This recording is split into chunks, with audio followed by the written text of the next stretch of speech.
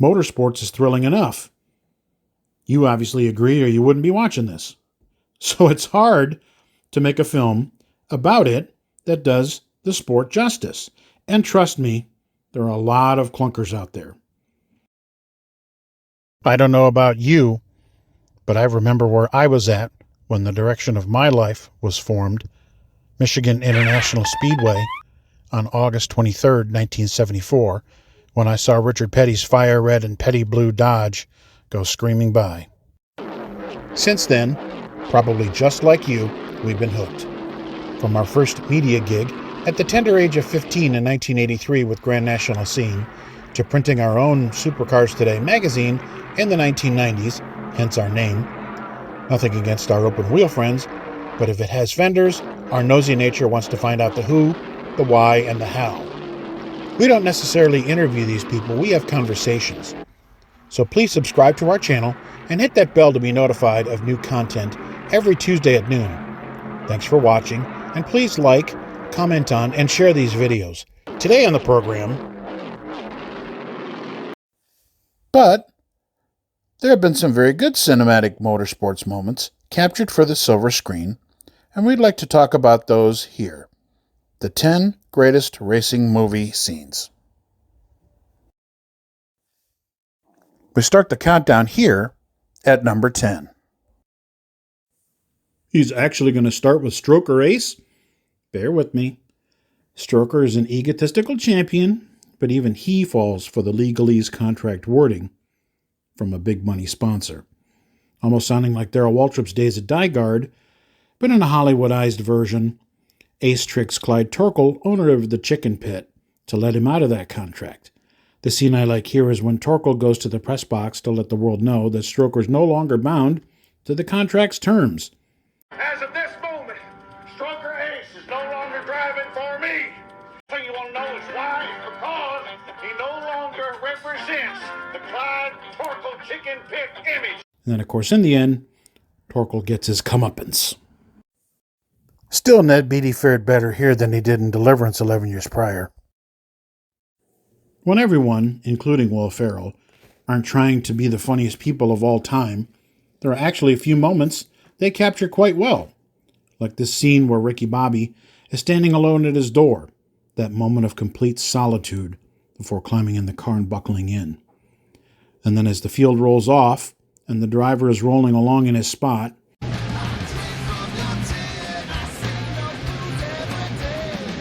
I think the music and visual are captured perfect.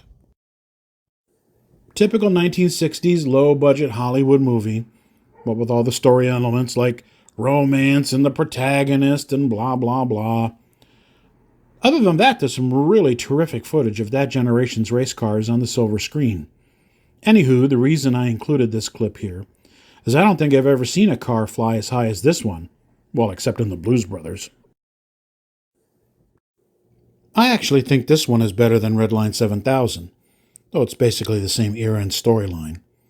But I think it's neat the way they show how the movie stud, Rory Calhoun playing Mitch Cooper, shows Les York in the 57 Chevy on the local 2-lane highway, taking it out to shake it down, when you actually could do something like that, and teaches him the line around the track and, fast in, slow out, or whatever, slow in, fast out, something like that. I think that's pretty cool.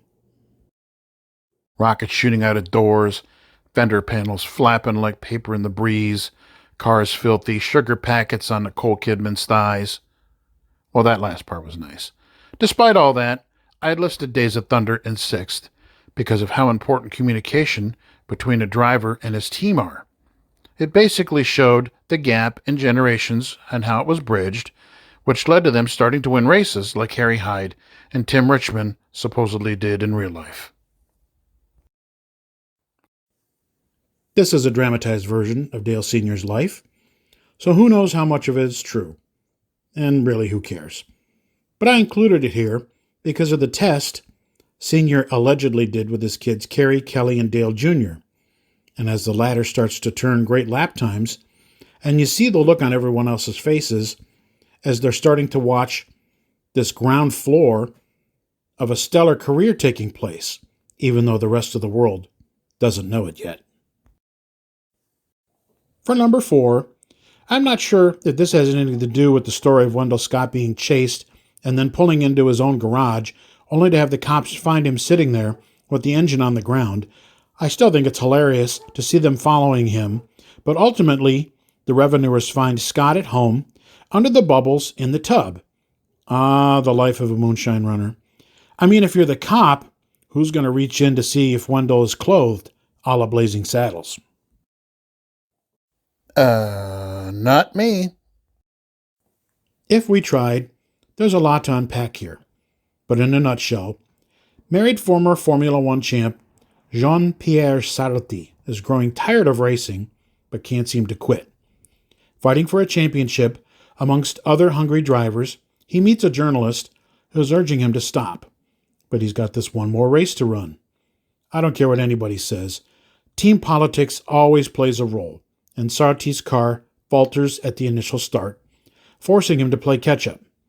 The race takes place at Monza, Italy, and late in the going, a car in front of Sarti loses an exhaust pipe, and he swerves to miss it and crashes over the steep rail, ending up bloodied and in a tree. Both his wife and girlfriend end up at the hospital, only to find him dead, and that causes the scene you see here, where she breaks down in front of the press. It's a powerful, moving scene, and that's why I included it. Not for the death, but for the impact that the media and the pressure has on the lives of everyone involved. Is this what you want? Is this what you want? Is this what you want? In what was supposed to be a movie vehicle for Steve McQueen, this film originally wasn't reviewed well. But it's the one he always wanted to make, and what do reviewers know? Even as a kid, the part that always stuck with me was this, where in the rain, McQueen is distracted for a split second and wipes out his race car in about the same time frame. Whether here or at Le Mans like in the movie, or on a short track, a driver needs to stay focused in every instant, which is so brilliantly captured here.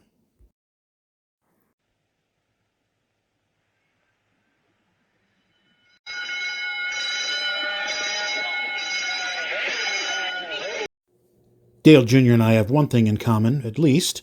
Our favorite movie is this one, Last American Hero, or as it was also known for a time, Hard Driver. Based on the Tom Wolfe article that immortalized Junior Johnson, again, this is your typical Hollywood movie, with all of the elements it takes to create a film, but it is done in such a terrific way, you feel almost like you're there. Even though Junior Jackson is a flawed hero, you watch him grow, swallow his pride, and use that desperate hunger and drive that helped him survive his poor, hand-to-mouth upbringing. With race footage shot at Martinsville in the fall of 1972, the action scenes are incredible, and you even find yourself agreeing with him when he speeds off while his owner is berating him mid-pit stop. I guess I have to say that not only is the end racing scenes number one, but the whole movie is itself, and also that I think Jeff Bridges should have earned an Academy Award for Best Actor. Well, that's our top 10. What do you think? Please comment in the section below.